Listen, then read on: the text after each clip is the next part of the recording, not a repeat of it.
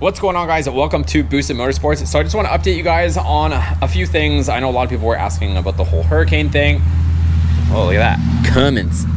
But yeah, thankfully I can report that there really wasn't anything. I mean, honestly, Ian was a lot worse here than that Helene thing was. But other than just a bunch of tree debris just from the overhead trees, there really wasn't much of anything. So if you guys are wondering where I'm standing, I filmed up here, not as much as definitely back in the shop, but I have filmed here a bunch of times. So this is the front garage of my house. So I know some guys were asking in that quick little video that I released where the two Vipers were. So I figured I'd start off here. So obviously we got the Viper ACR. I'll talk about a bunch of things, kind of just update you guys on all the vehicles in this video. So I've got this 2016 Viper engine here. This one has forged internals. This one can make like 1,300 wheel horsepower on a stock engine. So this one has a lot more potential. This one here, it's got cast pistons, so you're really limited as far as how much you can push the stock engine in this. But if you guys watched the other video that I put out before, I've got this kit to actually put a supercharger on this. So we're going to be boosting it, but the problem is we can only run about 7 psi or so safely, and even then it's kind of a little because this thing has over 80,000 miles on it at this point. So anyways, that's the kit. I got a complete kit. We're probably gonna be working on that in the winter once kind of some of the other projects slow down. A couple things. You'll notice a wall of tires here. So I actually got brand new tires for the Eco Diesel, so I gotta get those on there at some point. Just kind of a small side note. This pile was insane before, but I've just been getting rid of a lot of stuff. I got these rear rims here. These are for our drag pack on the Hellcat Ram, our front skinnies, just some random stuff like that. As far as the SRT10, the Viper powered truck, somebody's actually coming to look at it this week. So that's actually what we're going to mess with right now. I'm going to pull this out. You guys haven't really seen a ton of this lately, or really I haven't done a ton of it on a couple of years or so. I pretty much drove it from California to Texas, and then it was stored in Texas for a little bit, and then I drove it from Texas to here and then just put it in the garage and haven't really dealt with it at all. So I'm gonna pull it out. Like I said, I want to just make sure everything's good, maybe do an oil change on it. It doesn't really have that many miles on it, but I want to see kind of how the oil's looking on it, maybe change it just because it's been a couple years essentially. So let's pull this thing out. We'll go to the back to the shop. I don't know if this thing needs a bath. It really doesn't look that dirty. I might rinse it off quickly. And I might actually clean under the hood because I know under the hood's a little bit dirty. I also ordered a couple of hood struts for this thing because the OEM ones are essentially not working anymore. Like the hood doesn't stay up by itself no longer. So yeah, other than that, let's get this thing back there. I'm gonna clean up the engine bay because it is dusty, and yeah, we'll see what we get into. All right, so it's the next day. Just got an Amazon package with the new hood struts. So I'm gonna put these on. You guys didn't miss anything. I just washed it, and then I just foam cannoned the engine bay. That way that's all clean, because I haven't done that in ages. So everything's looking pretty clean under here. And look, so if I let go, this thing just comes down. Just after that many years, they don't work. So I'm gonna swap out these two struts. All right, well, if you have a 3rd gen, I don't know if the 4th gens use these. I'm not too sure, or if they're the same size, but they are identical in length. I'll link these down below for you guys in case you need some new hood struts, because these ones had really good reviews and they were only like 17 or 18 bucks for 2 of them, so I'll take it. Let me get these on here. Okay, 1 down, 1 to go. Look, my little broom prop is already suspended with just 1 of them, so let's get this one off. All right, so I got those 2 in there, and now I don't have to worry about the hood clobbering me on the head, because this thing has got a ton of pop now. So look at that. Cool, so that's done, and like I said, just clean up the engine bay. I'm gonna clean up the K&N filter, and yeah, we'll just kind of wash things. I gotta move the battery back over because I had to move it over to get that out. All right, you guys, we got things looking clean. So got her all cleaned up the whole engine bay. Look how good this thing's looking.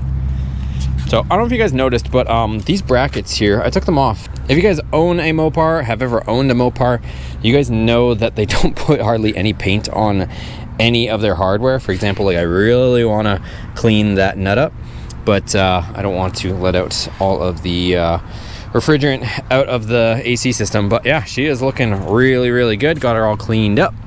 So everything's looking nice and shiny. If you guys want to buy this, I have it listed right now for $60. So it's only got 29,000 original miles, clean title, number 168 out of 200. I got the whole interior all cleaned up. Check this thing out, you guys.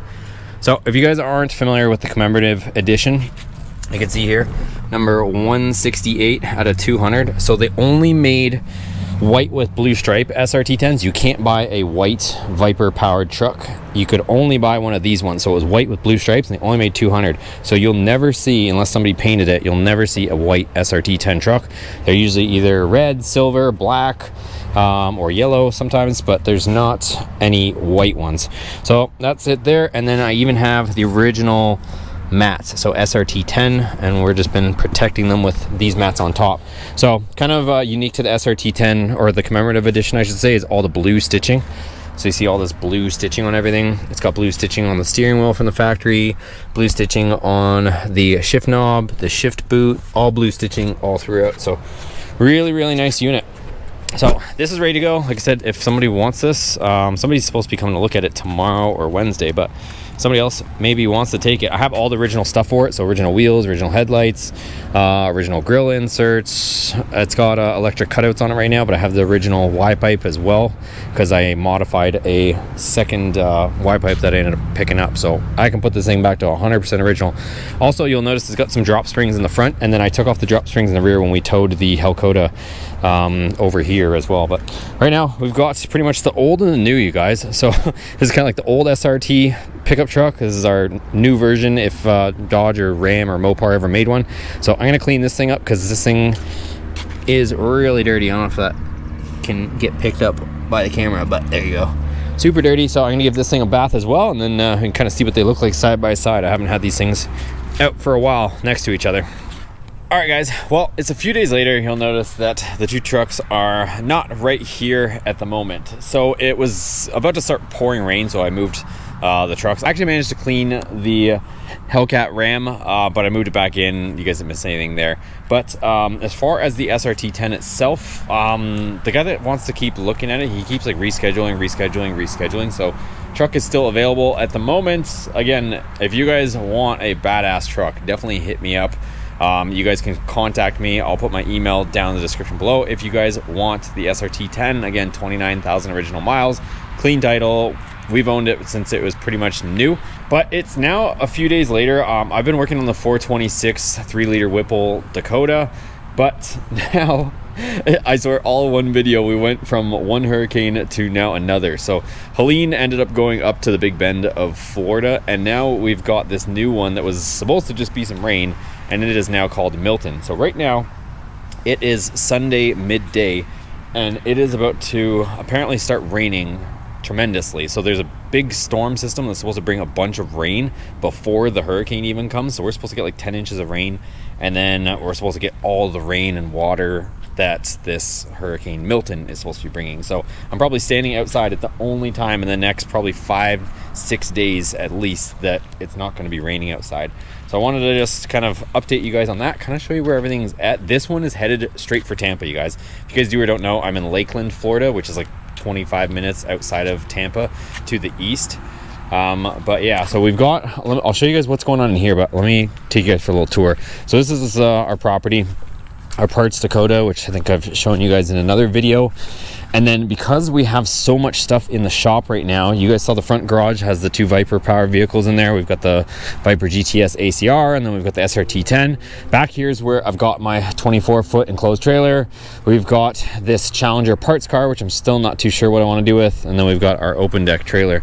But I have our Z06 in here, and we're supposed to get like some crazy category 4, they're saying, potentially 5 at the moment of recording this video. So we've got the Z06 in here. I haven't even unloaded it since we left LS Fest, so that's been just chilling in here, but at least it's covered, somewhat secure, so hopefully we don't get anything too crazy. But I'm filming this before, I'm gonna put this video out before this all unfolds, because we're, like I said, Sunday now. Apparently this thing's supposed to hit like Tuesday night, Wednesday, maybe Wednesday morning, somewhere around there. But yeah, here's kind of the setup right now. And then what I want to do, since I'm kind of updating you guys on everything, I told you guys when I took the RV, we got a brand new propane tank, a Manchester propane tank, and it was leaking. So some people said, well, just change, you know, just change the little crush washer, or just change the valve, blah blah blah. Which is absolutely true, but I paid for a brand new tank, and this is the way they get shipped for some stupid reason. So this new one arrived, and I'm just gonna return that one back to Amazon. They can eat it. I don't really care too much about that factor of it. Like, they shipped me a broken propane tank, so I paid for a brand new propane tank. I want a brand new propane tank, so here's a new one. I'm gonna put it in, that way that whole issue is resolved. So I'll probably do that with you guys real quick, and then I'll show you guys quickly a little sneak peek of this thing.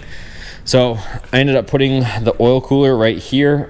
This was absolutely congested. By the time we put AC condenser, supercharger, heat exchanger, our radiator, and then a cooling fan on the back with this massive engine, there was just no room to put a oil cooler in the front. So I ended up making up this custom bracket. I opened up the fog light hole, so we got that opened up. Didn't damage the paint, just put it in there nice and clean, so that came out really good. This one is still covered up. I'm not sure if we'll open it up for something, or we don't really have anything on this side that we need anything as far as a cooler goes, but really happy with the way this came out. Like, check out how clean that is, you guys. I made up a custom bracket for it, and then I just got to make up the 2 lines, so they're gonna go right there around the frame rail. So, and then obviously we'll put in our inner fender liner here. That'll fit all good, keep it protected, but still allow for some airflow to happen. Maybe we'll put some slits in the inner fender if needed. But let me drop this propane tank, swap it out. It's just one less thing to deal with, and see what we can get into in this video. All right, so under the RV, and luckily when I designed the bracket system on this, easily serviceable. It's 4 bolts and this whole thing drops down. So we've got the last 2 kind of just hanging here. I'm gonna bench press this down and then get this one out, and then I can put the new one in. All right, she is free. Let's see how this goes.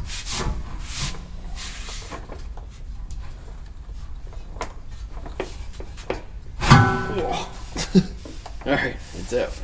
So if I can slide it this way, and put it on the floor and push it out the passenger side. All right. Well, unless I guess I can throw the jacks down. I can throw the jacks down and raise this thing up a bit, because otherwise I'm gonna have to move the exhaust. I'll show you guys. So there's what I'm dealing with. It won't clear the exhaust, even though we clear everything else. So yeah, this whole thing was leaking out of here, just hissing. So I lost like $130 of propane, because this is the way Amazon ships them, is like this with no protection, and this little valve got damaged. Yes, could have probably replaced this, but I'm just replacing the whole tank because it's easier to just change 4 bolts rather than try to source out the correct part for this, and it's Amazon's deal anyway. So let me lift up the RV a bit so I can slide this out. Okay, so we got the jacks down, but I'm about to lift the whole freaking RV off the wheels to get that to clear. So I'm just gonna go a long way around. I'll go this way, around and through everything. Come back over this side. There we go.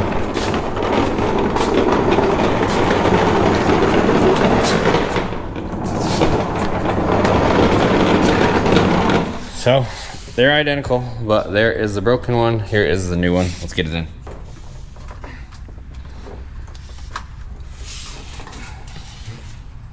It's my gym workout for the day, I think.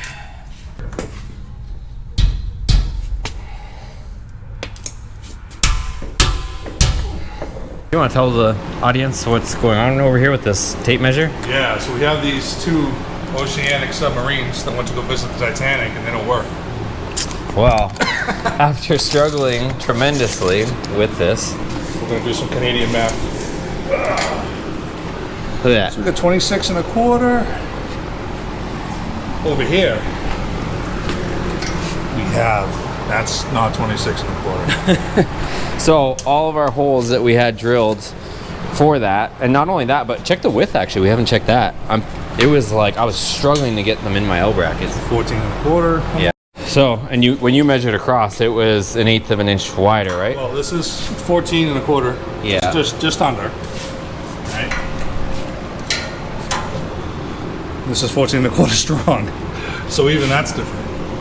Yeah, because I was struggling more with the rear than the front. The front I managed to get in, but the back I had to try to. These are both 14 and an 8 on center.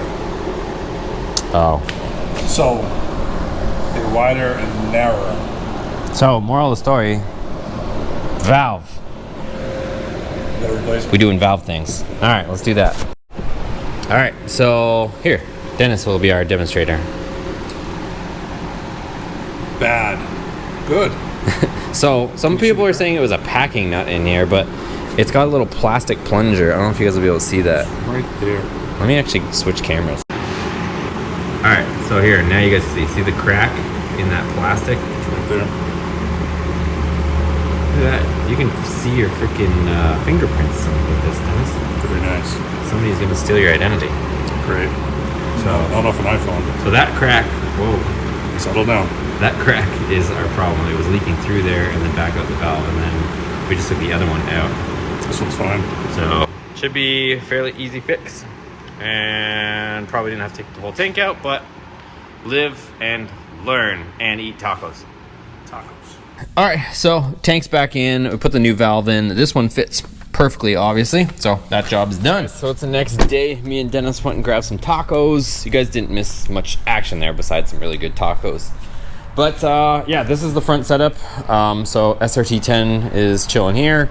Viper's here. I think I mentioned it too, but I had a bunch of shelves and stuff for cabinets that were in here. I actually sold them, so it's a bit of a mess right now, but sold them because I want to get a more modular setup, kind of like we have in the back shop, where I can actually roll things around on casters, because in occurrences like this where we have a hurricane rolling in, this garage is actually wide enough where if I shoved this car into the corner, or for example, if I took my Viper and just swiveled it into here, got close to there, I could actually fit 3 cars in here with, mind you, with not this stuff up against the wall.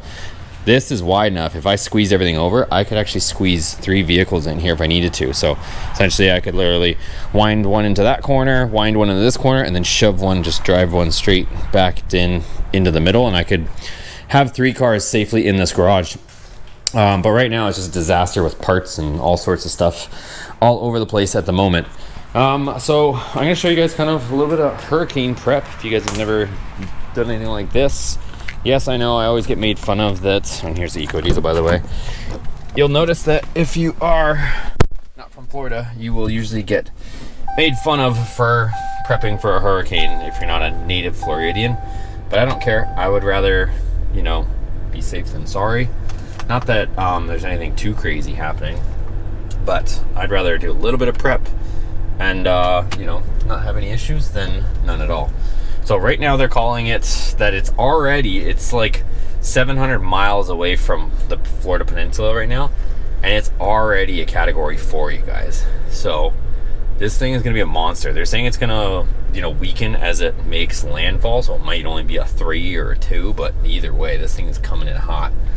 So that propane tank, I actually am loading it up right now. I'm just kind of doing some errands while we still have decent weather, and while it's not raining like crazy, surprisingly.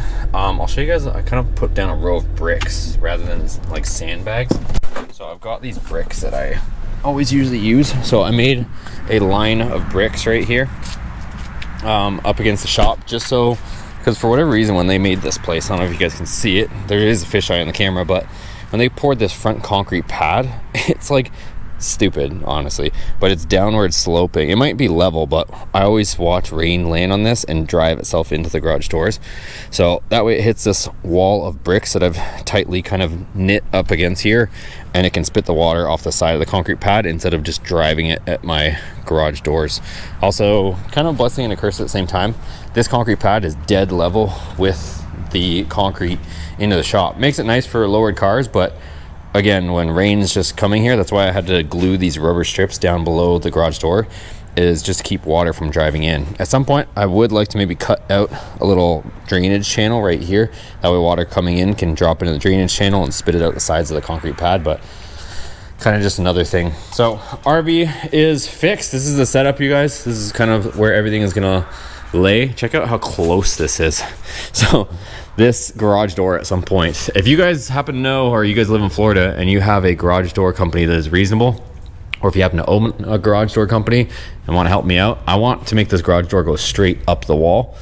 That way it goes up and then makes a little curve at the top instead of coming up right here. That way I can actually bring this 4-post lift to here. But everybody that I've tried to get quotes for or from, they want to charge me like an insane amount of money. They want like $3,000 plus just to change the track to go up. So if you guys are in Florida and own a garage door company or know of somebody that will give me a reasonable price, I'm all for it. So let's go ahead. I'm gonna grab this propane tank, bring it back. UPS is gonna take it and ship it back to Amazon, and yeah, we'll get some stuff sorted out and we'll see what else we get into today. Okay, we've got propane tank loaded up. I'm gonna run some errands. I don't know what else to do, but wait. All right, guys. Well, I actually went to UPS, and they, as stupid as it sounds, they shipped it. UPS shipped it to my door with no packaging. But then when I brought it to UPS, they were like, "You have to put this in a box to ship it back to them the same way that it came to me." So anyways, I ended up putting it in a cardboard box, but that's besides the point. So right now it is Tuesday morning, and I'm gonna try to go live with you guys. And I say that's very cautiously, because I already know we're probably gonna lose power. With the power kind of goes the internet. So even though I have a generator here and can power up my, my router and stuff like that, the central hub for the internet, wherever that may be, that ends up losing power. And then that's, the hub or the headquarters that my internet connects to is going to go down. So either way, I'm going to lose internet, even if I can keep my power here at my place. And also the cell service is always terrible here as far as trying to upload, but I'll try as much as possible. We'll see what happens, but I can almost guarantee that's going to be hard to barely even send a text message once all this goes down. Everything is supposed to hit here at Wednesday night. I will say up in the forefront first, and I'm going to do kind of a complete separate hurricane, update videos for you guys and try to go live like I mentioned. But I am in Lakeland, Florida, so the biggest threat right now is from storm surge. So as of right now, the making of this video, it's right now category 4, probably going to go back to category 5, where it's at right now. But they are anticipating 10 to 15 feet of storm surge in Tampa Bay area, or Tampa, wherever this thing kind of comes through. And then on top of, and essentially what that means is the water level is going to rise 10 to 15 feet if you don't already know. Not only that, they are saying that this thing is making 60 plus foot waves. I don't know how accurate that is, but that's just what the meteorologists are posting right now. So on top of 15 feet of water potentially, you got waves on top of the 10 to 15 feet crashing into everything that's on the shore. So that's where all the mass evacuations are. There's no evacuations from my area here in Lakeland, but I'm not saying we're completely in the clear. We are going to be still getting hit with some hurricane force winds, so they're calling for 100 mile per hour winds here, as well as a lot of rain. So that's kind of what I'm preparing for, at least. But show you guys the setup, and then I'll also show you guys I'll keep you guys posted throughout. So everything is in here, everything is out of harm's way. Not a whole lot more I can do, honestly, but I'll keep you guys updated, and yeah, it's pretty much all we can do at this point. So I'm gonna be staying here. Some people were trying to tell me to get out of here, but honestly, it's like all my neighbors are staying. They've lived here a heck of a lot longer. Something like this hasn't hit the Tampa area since 1921 was the last time that a hurricane directly hit Tampa. So if that plays out the way they're predicting, it's gonna be once in a lifetime or 100-year event. So we shall see, but I'll document the whole thing as always. Not that I hope that I don't have anything too exciting to report to you guys, but as always, I'll keep you guys posted. So give this video a thumbs up. Thanks for subscribing. If you haven't already, do so now. We'll see you guys on the next video.